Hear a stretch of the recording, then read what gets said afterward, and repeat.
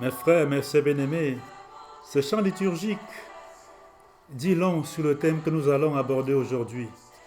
Je n'ai pas les droits d'auteur, je n'ai pas la paternité ou le copyright de ce chant si profond. Mais nous donne aujourd'hui de parler, à travers les textes de ce jour, du Dieu serviteur. Le Dieu serviteur, le Dieu des serviteurs et les serviteurs de Dieu. Mes frères, mes sœurs bien-aimés, nous sommes dans Marc chapitre 10, versets 35 à 45. Jacques et Jean, qui sont les fils de Zébédée, viennent voir Jésus et lui font une demande de rester l'un à sa droite, l'autre à sa gauche. Et le Christ leur répond en disant que cette place-là, Dieu seul sait qui occuperont cette place, la gauche ou la droite. Et à la fin, il les fait cette lecture, il leur donne ce message fort. Vous le savez, ceux que l'on regarde comme chefs des nations commandent les nations en maître. Les grands font sentir leur pouvoir aux nations. Parmi vous, il ne doit pas en être ainsi. Celui qui veut devenir grand parmi vous sera votre serviteur. Celui qui veut être parmi vous le premier sera l'esclave de tous. Car le Fils de l'homme n'est pas venu pour être servi, mais pour servir et donner sa vie en rançon pour la multitude. Ce morceau, c'est Marc 10, versets 44 à 45. Mes frères, mes sœurs bien-aimés, c'est pas mauvais la demande faite par Jacques et Jean de Zébédée, qui ne veut pas être dans la gloire de Dieu, qui ne veut pas être glorifié, être élevé. Nous le voulons tous. Voyez-vous, d'ailleurs le Christ lui-même, Dieu a voulu qu'il y ait cette hiérarchie, même dans le royaume. Il parle des premiers qui seront les derniers. Il parle des grands. Il parle de la récompense de la couronne. Oui, vous vous rappelez bien Matthieu 20, la parabole des ouvriers les derniers, les premiers seront les derniers. L'Apocalypse parle de la récompense de la couronne, Apocalypse 2 à 3. Et Matthieu 25, je crois que c'est le verset 33, nous parle des gens, certains qui seront à la droite ou à la gauche. Donc c'est normal. Dieu, mes frères bien-aimés, il écoute nos demandes. Il les suscite même, les demandes que nous lui faisons. Cependant, pour exaucer nos demandes, il les purifie. Il les purifie à sa convenance, parce que ce que nous demandons ne cadre pas toujours, parfois, à ce qu'on est réellement, à ce qui est mieux pour nous. Dieu sait mieux que nous ce dont on a le plus besoin. Il sait répondre mieux que nous à nos demandes. Il sait nous donner ce qu'il faut. On peut demander A alors qu'il trouve que B est mieux que nous. Tu peux demander du poisson, mais il trouve peut-être que pour l'instant c'est mieux que l'œuf pour toi. Parce qu'il est ton créateur, il te connaît mieux que toi. Il connaît mieux que toi ce dont tu as le plus besoin, ce dont j'ai le plus besoin. C'est pour ça qu'il dit, il répond à nos demandes en les purifiant. C'est pour ça que j'ai dit au départ, c'est pas mauvais la demande qu'ils ont faite. Non, c'est pas mauvais. Il a dit demandez et on vous donnera. Cherchez, vous trouverez. Frappez, la porte vous sera ouverte. C'est normal. Matthieu 7. Cependant, il te connaît. Il répond en cadrant. Parce que tu peux demander une chose qui soit plus grande que toi, ou bien une chose qui te fasse perdre le royaume. Tu peux demander le serpent sans savoir. Et si tu l'accordes, il peut te mordre. Alors là, il rectifie, te donne plutôt le poisson. Mes frères, mes sœurs bien-aimés, le fort de ce texte, pour moi, ce qui me touche le plus en ce jour, en ce dimanche, c'est le service. Le service.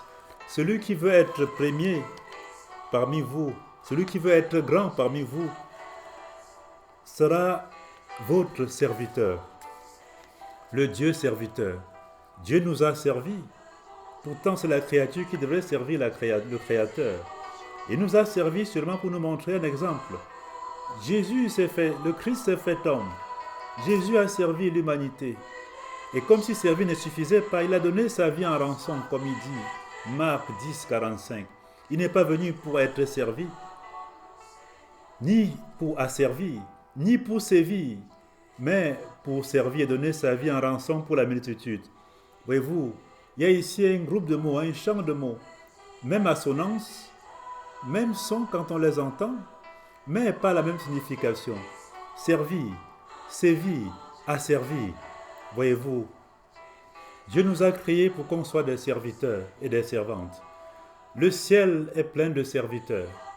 La sainteté consiste en le service. Qui sert se sanctifie. Parce que les saints du ciel ont été des grands serviteurs ou des grandes servantes. Du coup, il n'y a pas au ciel un seul saint qui n'ait été serviteur ou qui n'ait été servante. Le mot serviteur, mes frères bien-aimés, vient du grec diakonos. Diakonos. Dia, en grec, veut dire à travers ou au travers. Et kono ou konos veut dire donc poussière. Diakonos, diakonos, diakonos, diakonis. Konis désigne poussière. Au travers de la poussière. Voyez-vous, à travers la poussière. Là, c'est touchant, mes frères, ce mot. Ça me rappelle qu'on dit que nous sommes tirés de la poussière. La poussière, ça symbolise la petitesse, ce qui est bas. Même l'ordure, que voulez-vous? Là, ça me fait rappeler l'humilité qui vient de humus, cette terre fertilisante. Donc, Dieu est le grand diaconos en Jésus-Christ, notre Seigneur et Sauveur et Frère, qui s'est fait homme, qui nous a servi. Il a lavé les pieds des apôtres. Il a lavé les pieds de l'humanité par son corps et par son sang. Il a lavé l'humanité par son sang. C'est le serviteur. Nous sommes serviteurs aux servantes à sa suite, à son imitation. Dieu nous a créés pour qu'on le serve. Et il nous sert pour nous montrer comment le servir. Mes frères et sœurs bien-aimés, c'est touchant ce texte. Nous sommes les serviteurs de la justice, les serviteurs de l'amour, les serviteurs de la vérité et de la paix. L'amour, c'est d'abord une personne, avant d'être une vertu, ou une idée. L'amour, c'est d'abord une personne, dont on est serviteur de l'amour, serviteur de Dieu et serviteur du prochain. Parce que cet amour est c'est l'amour de Dieu et l'amour du prochain. On est serviteur de la justice. Cette justice est d'abord une personne, avant d'être une vertu, un acte ou une manière de faire. On est serviteur de la vérité. Cette vérité est d'abord une personne, avant d'être, voyez-vous, une vertu ou une manière de faire. On est serviteur de la paix. Cette paix est d'abord une personne. Jésus est notre paix. Il est notre vérité, notre amour, notre justice. Serviteur de paix. La paix est d'abord une personne avant d'être une vertu ou une manière de faire ou une manière d'être. On sait l'amour en aimant. On sait la justice en étant juste. On sait la vérité en étant vrai. On sait la paix en recherchant la paix. En priant pour la paix. Voyez-vous, le Christ dit que, répondant aux Zébédée, je crois, la fin, quand il dit, le Fils de l'homme n'est pas venu pour être servi, mais pour servir et donner sa vie en rançon pour la multitude. Parlant ainsi, il répond à la demande de Jacques et Jean. Oui, vous voulez être à ma droite? Servez, soyez serviteurs comme moi. Et soyez prêts à donner vos vies, parce qu'il a servi jusqu'à donner sa vie. C'est ce qu'il dit, mes frères, mes sœurs bien-aimés. Les chefs des nations, dit-il, ils veulent qu'on les serve. Vous voyez, ils prennent à l'envers le texte du Seigneur. Pour eux, ils préfèrent être servis, ils préfèrent que la multitude donne leur vie, n'est-ce pas, pour eux. C'est pour ça qu'il dit, ça ne doit pas être ainsi parmi vous. Les chefs des nations, qu'est-ce qu'ils brandissent? Ils brandissent le nucléaire, ils brandissent les missiles, ils brandissent toutes sortes de choses pour faire peur, pour détruire.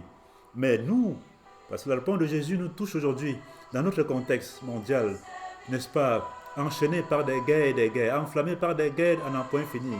Comment y répondre? Il dit, parmi vous, on doit servir. On doit montrer le nucléaire de l'amour, le nucléaire de la paix, le nucléaire de la justice. On doit servir. Servir comme le Dieu, notre Dieu qui est le Dieu serviteur. Mes frères, mes sœurs bien-aimés, j'aime bien à le dire. Servir, c'est grandir. Veux-tu être grand, sers. Veux-tu être premier, sers. Voyez, on ne monte pas sans passer par le bas. On ne monte pas dans le haut d'un étage sans passer par les escaliers ou l'ascenseur. Donc, veux-tu la grandeur dans le royaume? Veux-tu être élevé plus haut que les cieux? C'est prends les escaliers du service ou prends l'ascenseur du service. Cela te montera, n'est-ce pas, jusqu'au Père, jusqu'à Dieu. Mes frères, mes sœurs bien-aimés, c'est cela. Les gens courent vers l'autorité. Les gens courent vers le pouvoir. Le pouvoir pour le pouvoir. Or, pour Dieu, pour Jésus, le pouvoir est service. L'autorité est service. Voyez-vous, le commandement est service. Celui qui sert commande. Celui qui sait est grand. C'est pour ça qu'il dit grandir. Servir, c'est grandir. Servir, c'est être premier. Servir, c'est être élevé. Élevé comme le Seigneur. Élevé comme Jésus, qui nous montre le chemin, qui nous montre la vérité, qui nous montre la vie. Ce service peut aller jusqu'au martyr. Voyez-vous, la première lecture parlait de ça. Isaïe 53, le chant du serviteur souffrant, broyé par la souffrance. Mon serviteur régnera, a-t-il dit, le serviteur a plu au Seigneur. S'il remet sa vie en sacrifice de réparation, il verra une descendance. Le serviteur souffrant qu'on a identifié à Jésus, il a servi jusqu'à donner sa vie en rançon pour la multitude. Quand nous recevons l'Eucharistie, la communion, le corps du Christ, nous voulons par là accepter d'être comme le Christ, d'être chrétien ou chrétienne. Donc parfois être prêt que dans le service, on puisse donner notre vie. Je me rappelle ce médecin vétéran, pendant le Covid, je crois en Italie, il avait pris sa retraite. Et comme il y avait tellement de patients, on avait besoin, n'est-ce pas, du personnel. Il a laissé, n'est-ce pas, il est revenu en tout cas en service. Il est revenu en service, il a servi, il a sauvé les gens pendant le Covid et il en a attrapé au point d'en mourir. Il a servi la nation. Voilà les premiers, voilà les grands. Les grands de ce monde sont les serviteurs. Les serviteurs sont les grands de ce monde. Les serviteurs sont les premiers de ce monde. Voyez-vous, les premiers de ce monde, on ne les voit même pas. Les serviteurs de ce monde, ils sont comme le sel dans la sauce ou comme le sucre dans du lait, on ne les voit pas. Ceux qu'on voit là, en fait, non, ils sont portés par les grands, par les maîtres de ce monde, qui sont cachés, qui sont les vrais serviteurs. Et là, comment ne pas finir avec Mère Teresa? Le fruit de la prière, disait-il, le fruit du silence et prière, Mère Teresa. Le fruit de la prière, la foi, Mère Teresa. Le fruit de la foi est l'amour, Mère Teresa. Le fruit de l'amour est le service, Mère Teresa. Et le fruit du service est la paix. Quand on sert, on est en paix.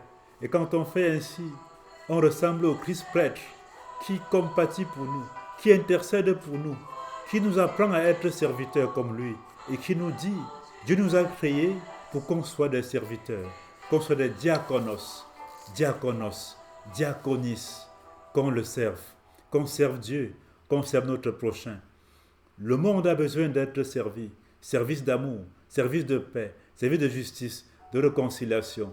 À lui la gloire pour les siècles des siècles. Amen.